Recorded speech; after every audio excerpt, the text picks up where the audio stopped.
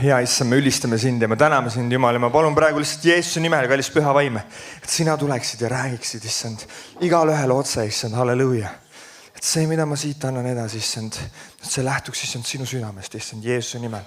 Ja ma palun lihtsalt, Jumal, tõesti, et issand, see, mida sa oled valmis pannud, Jumal, las see küpseda iga ühe sees, issand, täpselt selleks, mida temal on vaja. Selleks, et kasvada issand sinus. Jeesuse Kristuse nimel. Au ja ülistus ja kiitus sulle selle kõige eest. Aamen. Halleluuja. Tänu Jumalale. Tere kõigile tuttavatele nägudele ja ka neile, keda veel ei tea. Ma alustan kohe sellega, et ma arvan, et me olime siin viimati 2019 aasta, kui ma nüüd ei eksi. Ehk siis, nii nagu juba Kristjan ütles, et see on üks etapp sellest, kuidas me oleme siit välja kasvanud. Kõigepealt koos mu venna Justusega, kes klahvi mängis ja pärast koos siis mu abikaasa Pillega veel, et see on koht, kus me saime vaimulikult veel rohkem jalad alla. Ja siis, kui meie esimene tütar Rebecca sündis, siis ajad muutusid ja siis me jäime eemale siit, aga täna ma toon teile tervitusi Keila baptisti kogudusest ja mul on hea meel, siin on meie noored ja Tanel samamoodi meie kogudusest, et see, mida Jumal on teinud, see on midagi, mida ma oskan sõnadesse panna, aga see on protsess, mida läbi elades, nii nagu Brit just ennem siin ees ütles, et see on protsess, mida läbi elades sa saad löögi ühele poole, teisele poole, vahest oled ninali maas, aga selle protsessi läbi Jumal toob au iseendale ja kasutab meid. Ja tänu Jumalale selle eest, sest et tema neid erinevaid tahke ja külgi me saamegi avastada niimoodi. Mitte nii, et me oleme ühes hõiskamises kogu aeg ja ühes sellises, et Jumal ongi hea, seda ma tahan öelda. Aga see ei ole nii, et tõesti kõik on nii nagu, mulle meeldib see sõna illalla, trullalla, et kõik on nagu niivõrd süke, kõik läheb kogu aeg. Vahest on nii madalaid hetki ja ma räägin nendest madalatest hetkedest ka meile siin täna, kust meie oleme pidanud oma perega läbi minema selleks, et Jumala kutsele vastata ja kuidas ta on saanud meid selles samas madaluse olukorras teha arandlikuks. Ja täna me olen siis Jumala armust ja Jumala abiga olnud, oleme perega olnud seal umbes 1,5 aastat siis Karjase ametit täitmas pastorina siis ja kui Elle ennem ütles, ja mulle varem ka öelnud, et kas sa mäletad, et ma ütlesin sulle, et sul on pastori kutse. Sel hetkel, kui Elle ütles, ma arvan, ma nagu selles mõttes, ärge nüüd arvake, ma ei pea ennast mingiks suureks, aga sel hetkel ma püüdsin lihtsalt kasvada nagu enda sees Kristusesse veel rohkem lähemale. Ja see, mis võib-olla väljaspoolt tuli, sellel hetkel ma nagu kuidagi kohe blokkisin selle võib-olla ära. Et mis pastor. Ja tegelikult päriselt ka nii oli, selles mõttes, et kuni sinna maani, kui Jumal hakkas nagu otse kõnetama mind, et ma tahan, et sa oled karjan, et sa oled juht, siis see ei olnud minu plaan, see on minu mõte. Ma mõtlesin, et me teenime perega ülistuses ja kõik läheb nii. Aga Jumala teed on imelised ja Jumal teeb omal viisil. Ja täna ma kohe ütlen igaks juhuks ära, ma ei ole väga pika jutu mees, et ma ütlen oma mõtte ära ja siis on kõik. Ehk siis täna ma tahan natukene minna Peetruse ellu ja Peetruse teekonnale koos sinuga. Ja kui sa vaatad seda, kuidas Jeesus Peetruse kutsus. Peetrus oli kalal. Mulle väga meeldivad kalamehed, sest mulle endale meeldib ka kala püüda ja kuni 18-aastasest saamiseni ma elasin ainult järve ääres, püüdsin kala kogu aeg. Ja kala küll koju ei viinud, aga kala püüdsin. Ehk siis ei tea, vahest saime kätte ka midagi, aga ei tea, kas seal järves üldse kala oli. Aga see oli lihtsalt, see oli see koht, kus mina hingasin ja kus see oli nagu, kui ma usule tulin, see oligi 18-aastasena 2013, 2014, siis mul ei olnud enam vaja seal kalal olla, sellepärast et ma sain midagi palju enamat, midagi palju sügavamat ja see oli muga kogu aeg kaasas. Et muidu ma pidin minema sinna järve äärde ja seal ma nagu hingasin ja olin ja seal ma laadisin ennast maha. Aga siis ma sain olla põlvedel ja Jumala ees ja laadida ennast sinna maha. Aga kui Peetrus kutsuti, siis ta oli kalal ja Luuka 5. peatükis võtame selle lahti. Ma tahan meil natuke lugeda ka, et piibel oleks ikka meil alati käepärast ja ma loen siis 5. peatükist 1. kuni 11. salmini. Aga sündis, kui Jeesus seisis Genatsareti järve ääres ja rahvas tema juurde tungles Jumala sõna kuulama, et ta nägi 2 paati järve ääres seisvat, aga kalurid olid neist välja läinud ja loputasid võrke. Astunud paati, mis oli Siimon oma, palus Jeesust teda natukene maad rannast eemale sõuda ning ta istus ja õpetas rahvahulki paadist. Aga kui ta lõpetas kõnelemise, ütles ta Siimonale, sõua sügavale kohale ja laske oma võrgud vette loomuse katseks. Siimon vastas talle, õpetaja, me oleme terve öö vaeva näinud ega ole midagi saanud, aga sinu sõna peale lasen ma võrgud vette. Ja kui nad olid seda teinud, püüdsid nad nii suure hulga kalu, et nende võrgud rebenesid. Ja nad viipasid oma kaaslastele teises paadis, et need tuleksid neile appi. Ja need tulid ja nad täitsid mõlemad paadid nii, et need olid vajumas. Aga kui Siimon Peetrus seda nägi, langes ta maha Jeesuse põlvede ette ja ütles, mine minu juurest ära, issand, sest ma olen patune mees. Sest hirm oli haaranud teda ja kõiki, kes olid temaga, kalasaagi pärast, mille nad olid püüdnud. Nõnda samuti on ka Sebeduse poegade Jaakobuse ja Johannesega, kes olid Siimoni kaaslased ja Jeesus ütles Siimonale, ära karda. Nüüdsest peale pead sa püüdma inimesi. Ja kui nad olid paadid kaldale vedanud, jätsid nad kõik maha ja järgnesid talle. Ja see rõhk on see, et Jeesus teadis väga selgelt, mis on Peetruse tee, mis on Peetruse elu. See mõte just, et mida ka Kristjan ütles, et me võime otsustada mõnikord raamatu keskelt ära, et kuidas see raamat lõpeb. Ja kui me mõtleme Peetruse elule, siis kui me jõuame sinna Peetruse elu nii-öelda keskpaika või keskpunkti, siis me võime mõelda, et okei, et siit siis Peetrus salgaski Jeesuse ja nüüd hakkame ise raamatu lõppu mõtlema, siis arvatavasti sealt midagi sükest esile ei tulnud, miks Jeesus oleks pidanud Peetruse kutsuma, aga Jeesusel oli kindel plaan, sest et ta kutsus Peetrus kui kalju, ta kutsus teda olema koguduse kalju, koguduse rajaja. Ja kui sa siin vaatad, siis 11. salmis ja kui nad olid paadid kaldale vedanud, jätsid nad kõik maha ja järgnesid talle. Ja see on väga selge pilt 2 protsessist. Esimene asi on, nad vedasid oma paadid kaldale, ehk siis nad tegid nad jätsid endast korra, mitte korra lageduse. Ehk siis nad ei tulnud sealt ja jätnud paati, ei ankurdanud seda ära, vaid nad vedasid selle kaldale, et need oleksid kasutatavad ka pärast ja teine asi see, et nad jätsid need täielikult maha ja nad järgnesid Jeesusele. Ja ma ütlen niimoodi, et selles loos, selles mõttes, ma usun, me tunneme neid kõik ära, just selles mahajätmise loos. Jeesus on kutsunud meid, et kui me järgneme talle, kui me hakkame tema jälgedes astuma, siis ta on kutsunud meid mitte 70% või 50% või isegi 95%, vaid 100% andma oma elud talle, elavaks ohvriks. Ja kui ma olin 17, see oli 2013 aasta, kui ma hakkasin mõtlema sellele, et on midagi enamat kui see, mida ma täna elan.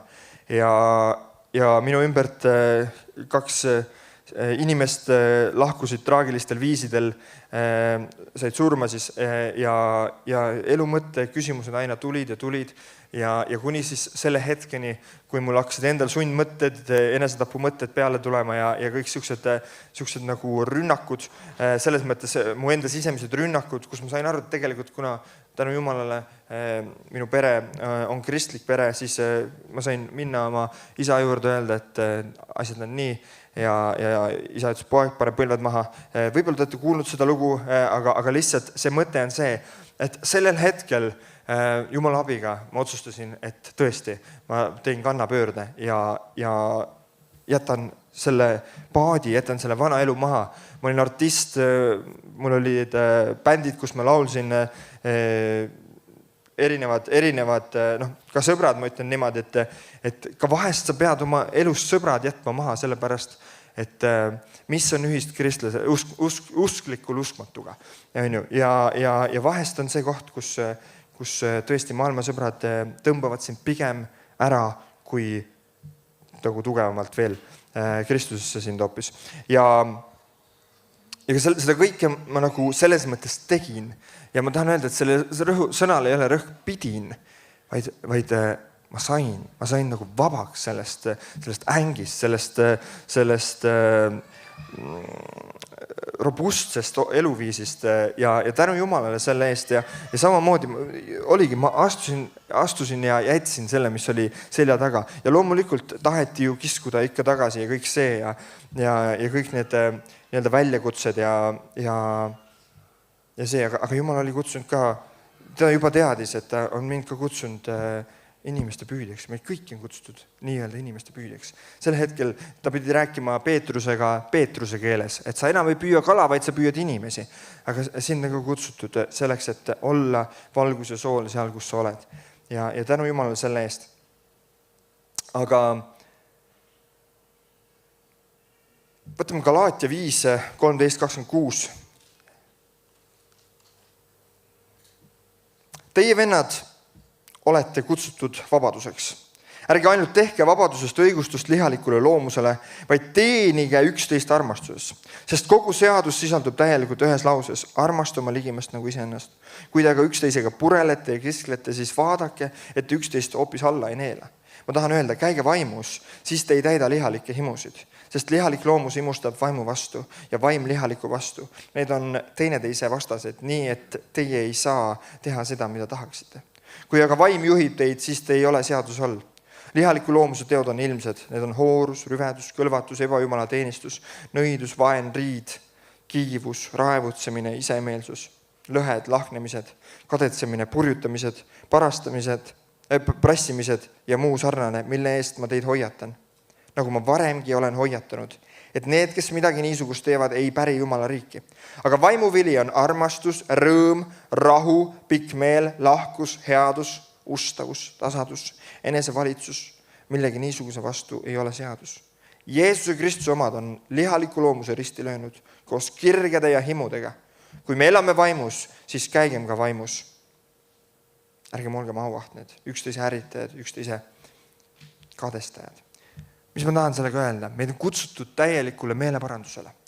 Ehk siis nii nagu Peetrus otsustas, et ta jätab kõik sinna, ka teised jüngrid, aga täna me räägime Peetrusest, et ta jätab kõik sinna, siis ta tegi täieliku meeleparanduse. Ta ütles lahti vanast elust ja järgis Jeesust. Ja ta astus sellesse täielikku vabadusse. Ja sellepärast ma lugesin selle kirjakoha ka, et kuigi me oleme vabaduses, siis me ei tee vabadusest nagu lihalikule loomusele sellist õigustust. Ja kui ma olin oma elus selle sammu teinud ja otsustanud, et issand, ma tahan käia koos sinuga, siis ikka jälle erinevad protsessid hakkavad meid nagu siis kas ühele poole vedama või teisele poole vedama. Ja eks ta nii on, et on üks tee ja on kitsas tee ja on lai tee. Ja oma eluteel liikudes jõudsime üks hetk sinna kohta, et mind kutsuti televisiooni tööle. Kutsuti TV7 tööle ja kutsuti Tallinna televisiooni tööle. Ja mul oli 2 valikut. Kas ma lähen kohta, kus kogu aeg kuulutatakse Jumala sõna ja kus on väga palju sellist kristlikku sisu. Või ma lähen kohta, mis on väga tume maa. kuna ma olin ja ma valisin selle väga tumeda maa, sellepärast et Jumal ütles, et sa ei lähe sinna, sest sa lähed mugavusse. Sa lähed sellisesse, sa oled kutsutud eesliinile ja sa pead minema eesliinile. Ja ma valisin selle Tallinna televisiooni töö siis Jumala kõnetusel ja olin seal ja sealt on ka mitmeid erinevaid tunnistusi, ma neid täna ei hakka rääkima, aga üks, mis seal oli see, et ma sain aru, et see valik oli õigesti tehtud siis, kui ma nägin selle valiku viljasid siis.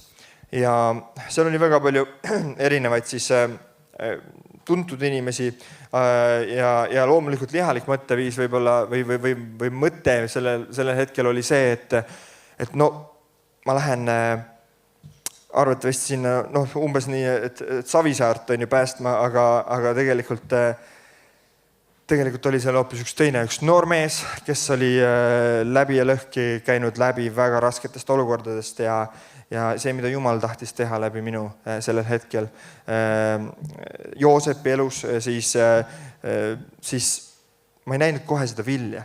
Ja miks ma seda nagu selles mõttes räägin, on see, et meie esimesest valikust alates, ehk siis järgida Jeesust, tegelikult on Jumalal sinu elu jaoks palju nagu kindlam ja õigem tee ja plaan olemas. Ja sellepärast sa pead seda usaldama.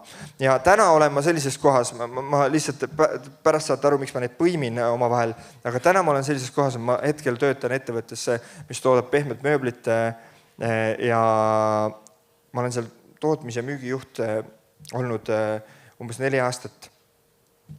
Aasta tagasi umbes jaanuarikuus ma küpsesin täiesti läbi. Ma olin just pastori koha vastu võtnud või ütleme siis, ma olin just Jumala kutse vastu võtnud sellesse ja ma olin 4 kuud seal olnud ja ma küpsesin täiesti läbi, nii et oli selline nagu õrnalt depressiooni alge. Ja ma ei tahtnud midagi muud teha, kui lihtsalt olla oma perega ja ka kogudusega, aga tööd ei tahtnud teha, sest lihtsalt see oli nii minu jaoks nagu nii kuidagi südamajas pahaks ja kõik muu ka, lihtsalt emotsioonid olid täiesti null tegelikult. Ja siis ma küsisin Jumalalt, et kas ma peaksin selle tööga ära lõpetama. Ja ma ütlesin ka, et Jumal, ma lähen, ütlen ülemusele, et kas 70% koht või ma lähen täielikult töölt ära. Siis ma läksin ülemuse juurde, ütlesin, et ma otsustanud, et kas ma saan 70% töökoha või ma pean sellelt töölt lahkuma. Ja siis sel hetkel ülemus ütles, et ei, Hans, ära mine. Et selles mõttes leiame lahendused. Ma olin lihtsalt juhtinud ühte struktuuri, mis oli mitme töökoha struktuur, aga üksinda olin seda teinud. Ja siis aasta aega nüüd hiljem, jaanuarikuus, mul oli juba 3 aastat pakutud või nagu lubatud osalust selles ettevõttes. Aga see kuidagi nagu ei läinud, ei tulnud ja mina olin nagu 3 aastat tagasi, ma olin selles kohas, et jaa, ma võtan selle vastu. Ma olin täiesti nagu, miks mitte, et perele ja selline boonus ja nii-öelda.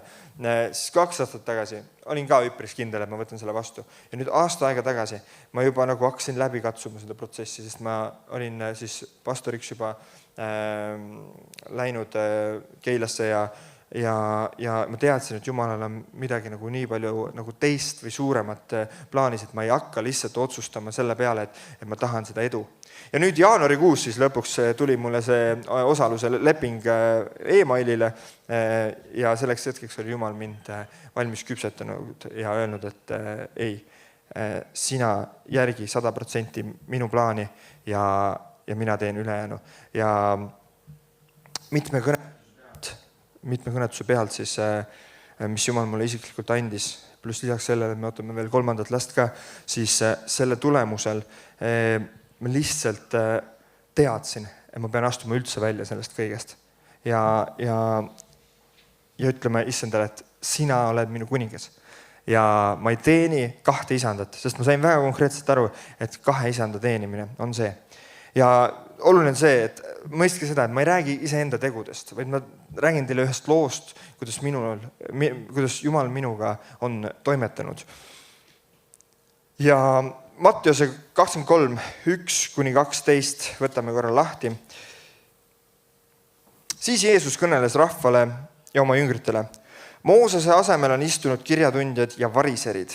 Kõike nüüd, mida nad iganes teile ütlevad, tehke ja seda pidage, aga ärge tehke nende tegusid mööda, sest nad räägivad küll, aga ise ei tee. Ja ma tahan lihtsalt öelda seda, et see, mida ma jagan ka oma elust ja sellest neid tunnistusi, ma tahan rääkida sellest, mida Jumal on teinud minul nagu selles mõttes, mitte rääkida lihtsalt ühte sooja juttu, mida ma kuskilt võib-olla olen kuulnud või midagi on räägitud. Ei, sellest protsessist olen pidanud läbi minema mina ja nendest küpsetus ja eksami perioodidest. Ja kui me nüüd läheme tagasi Peetruse loo juurde, siis Peetrus läks ka erinevatest nii-öelda küpsetusprotsessidest läbi.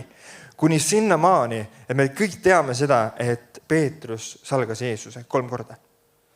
Ja ma ei lähe üldse nagu Peetruse looga kuidagi sügavuti, sellega võiks minna teoloogiliseks täiesti, aga siin on see üks mõttekoht. Ja ta salgas Peetrusega 3 korda ja mida ta tegi, oli see ja mida kõik jüngrid tegelikult tegid. Kui Jeesus suri ristil, siis kust leiab Jeesus Peetruse pärast? Ta leiab ta kalalt.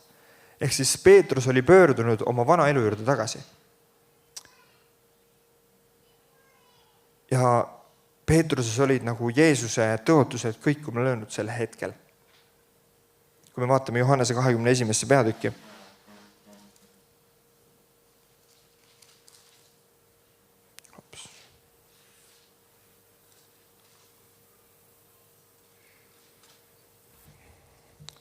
Pärast seda ilmus Jeesus jüngritele veel Tiberiase järve ääres, aga ta ilmus nõnda. Siimon Peetrus ja Toomas, keda nimetas kaksikuks ja Naatanael, kes oli Galilea Kaanast ja Sebeduse pojad ja veel 2 tema jüngritest olid seal koos.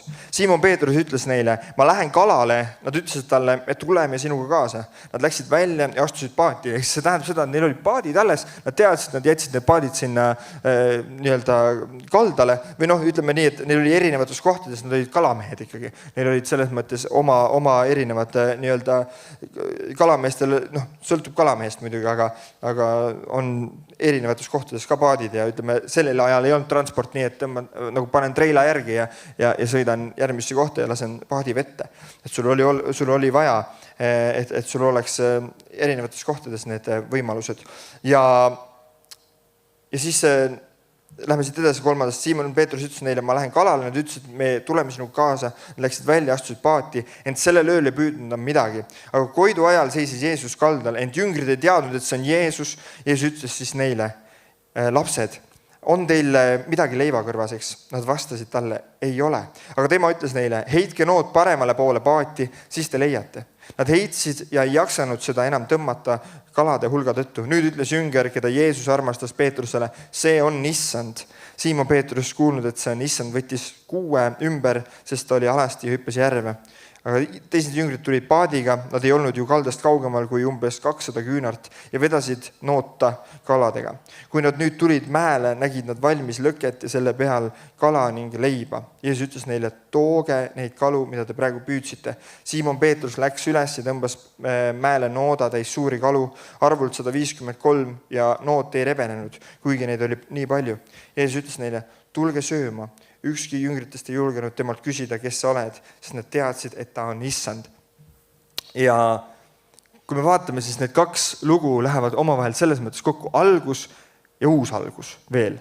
Või siis võime öelda nii, et Jeesuse algus, Jeesuse jüngrite kutsumise esimene algus ja see algus, kus Jeesus läks uuesti nende juurde. Ja nüüd üks hästi oluline nüanss on siin see, et mis on siis vahe sellel lool, et sellel hetkel, kui Jeesus oli jüngritega koos ja käis nendega koos, aga kui ta suri ristil, siis jüngrid andsid järgi ja nagu me ei tea, mis nende emotsioonid selles mõttes olid, aga nagu pettusid võib-olla selles tõotuses, mida Jeesus oli neile tõotanud. Aga kui nad said tõevaimu täis, püha vaim tuli nende üle, siis me teame, mida tegelikult, mis oli Peetruse tee. Peetrus sai koguduse rajajaks. See, mida Jeesus oli öelnud ja andnud talle mõista, et kui ta siin ütleb ka kohe, tõesti, ma ütlen sulle, kui sa olid noor, vöötasid sa end ise ning läksid, kuhu sa tahtsid, aga kui sa vanaks saad, siis sa sirutad oma käed välja ja keegi teine vöötab sind ning viib sind, kuhu sa ei taha. Aga seda ütles ta vihjates, missuguse surmaga Peetrus pidi Jumalat austama. Aga kui Jeesus seda oli öelnud, ütles ta talle, järgne mulle. Ehk siis Jeesuse plaan oli paigas. Aga Peetrus oli selle plaani ära nagu nii-öelda unustanud või mõelnud, et noh, mis seal ikka saab olla. Ja mis ma tahan nagu selle kohta öelda on see, et meie eludes ka, me vahest käime läbi sihukestest orgudest, täpselt seesama, saame sellised paugud kirja, kus sa võib-olla mõtled, et mis asi see on ja miks see nagu olema peab. Näiteks meie 2022 äkki oli see, kui meie tütar Rebecca haiglasse kukkus, osad teist teavad seda lugu, intensiivhaiglasse oma elu eest võitlema, siis selles mõttes küsimus oli ikka õhus, et Jumal, miks see asi on nii? Et miks me läheme sellisest küpsetusperioodist läbi? Aga me ei kahelnud selles, et Jumal ei tea olukorda. Me ütlesime issandale ka, et Jumal, me anname selle olukorra sulle üle ja kui sina võtad ta ära, siis tee nii. Aga sellest me õppisime seda, et nendes olukordades ja nendes perioodides, kus võib-olla me ei tea ja ei näe Jumala nagu, me näeme ainult detaile. Ma usun, et te kõik saate seda öelda, et te näete oma elus ainult detaile. Suurt plaani näeb ainult issand. Ja nii on. Ja vahest neid detaile nähes meil võib nagu tekkida see arusaamatus, et Jumal, miks sellised detailid peavad olema, et me nagu käiksime nendest läbi, mis on selle mõte. Ja meil oli täpselt samamoodi see mõte pillega, et küsimus, et me teadsime, et kui me läheme sellest läbi, siis see protsess on selleks, et austada Jumalat.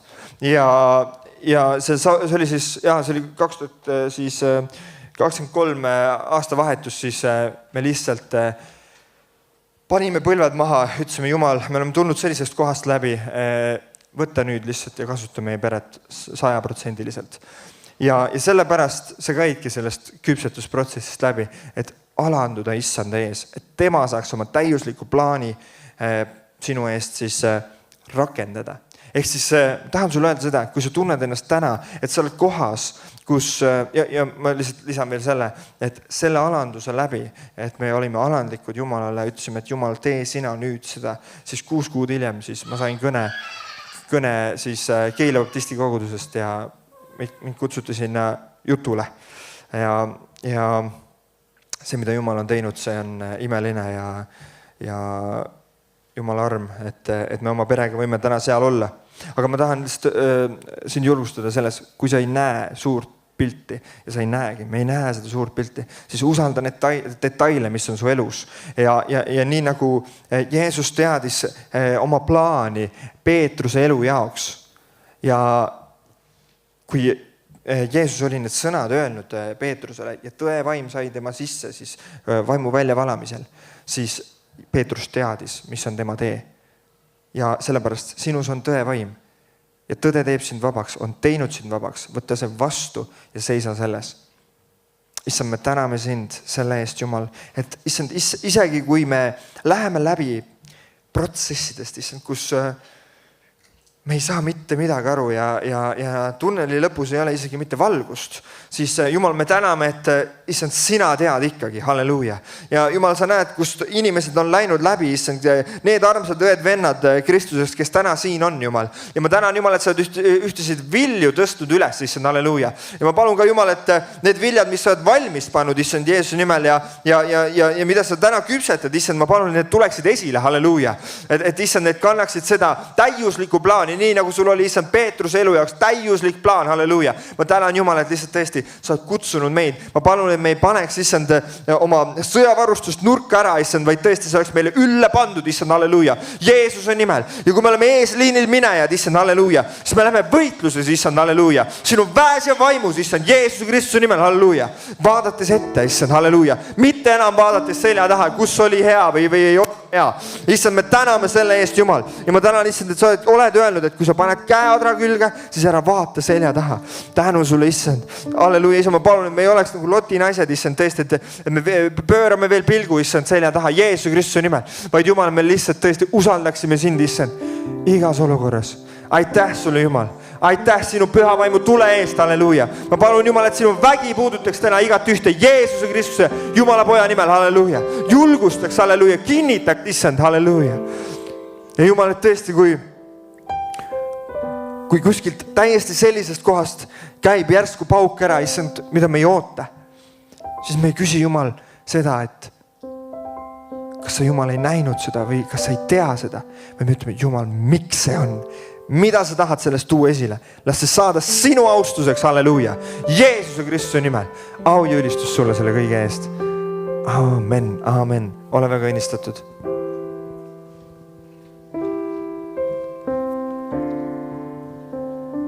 Suur tänu nii vahetult jagamas seda. Kohe on käes aeg, kus me laulame lõpulaulu, aga mulle nii meeldis see salm, mida Luuka evangeeliumis ütles. Siin on tegelikult tohutud sügavad ja võimsad vaimulikud tõed. Võta see sama Luuka 5.11. Kui nad olid paadid kaldale vedanud. Kas sinu paat on kaldale veetud, sinu elupaat? Võib-olla sa ikka oled veel mingi järve peal, mis iganes nime sa võid panna. Ja sa mõtled, et miks Jumala asjad ei sünni minu elus? Mulle nii meeldis see, mida Hans Kristjan ütles. See tähendab seda, et nad jätsid ühe korra endast maha. Mõtle.